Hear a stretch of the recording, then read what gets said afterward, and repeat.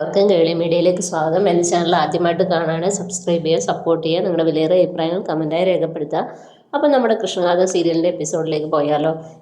ഇന്നത്തെ എപ്പിസോഡ് എന്ന് പറയുന്നത് നവീൻ്റെ വീട്ടിൽ വീണ്ടും പൂജകൾ ആരംഭിക്കുകയാണ്. അങ്ങനെ പൂജകളൊക്കെ പാട്ടൊക്കെ പാടി പൂജകളൊക്കെ കഴിഞ്ഞതിന് ശേഷം അവർ പറയുന്നുണ്ട്, നിങ്ങളുടെ കുടുംബം രക്ഷിക്കുന്ന ആ പെൺകുട്ടി എങ്ങനെയും കണ്ടെത്തണം. കൃഷ്ണയുടെ കാര്യമാണ് പറയുന്നത്.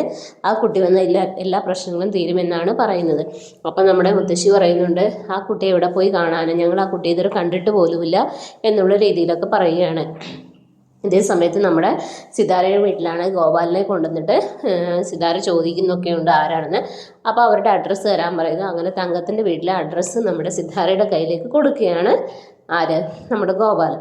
അങ്ങനെ അതിനുശേഷം ഗോപാലൻ തിരിച്ചു പോവുകയാണ്. അങ്ങനെ ഈ അഡ്രസ്സ് തപ്പി ഇവർ പോവുകയാണ്. നേരെ ചെന്നെത്തുന്നത് നമ്മുടെ തങ്കത്തിൻ്റെ അടുത്താണ്.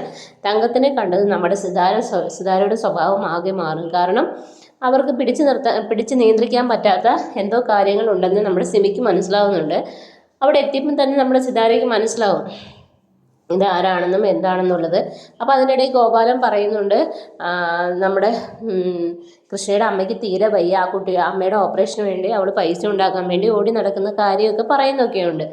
അതിനുശേഷം നമ്മുടെ സിമി ചോദിക്കും, മേഡം ആ കുട്ടിയെ മേഡത്തിന് കാണണ്ടേ?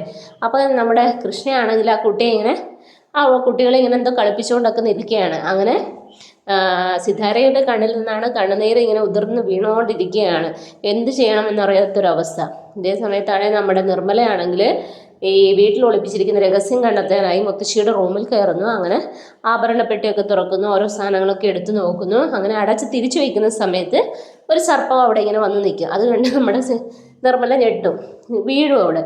എന്നിട്ട് പേടിച്ച് കരയും. ഇത് കേട്ട് മുത്തശ്ശി അവിടുന്ന് വരുന്ന ഇതൊക്കെയാണ് കാണിച്ചിരിക്കുന്നത്. നാളത്തെ എപ്പിസോഡിലാണെങ്കിൽ നമ്മുടെ തങ്കുവും സിതാരയും തമ്മിലുള്ള സീനുകളാണുള്ളത്. അപ്പോൾ എല്ലാവരും നാളത്തെ എപ്പിസോഡിനായി വെയിറ്റ് ചെയ്യുക. അപ്പോൾ okay, bye bye, thank you.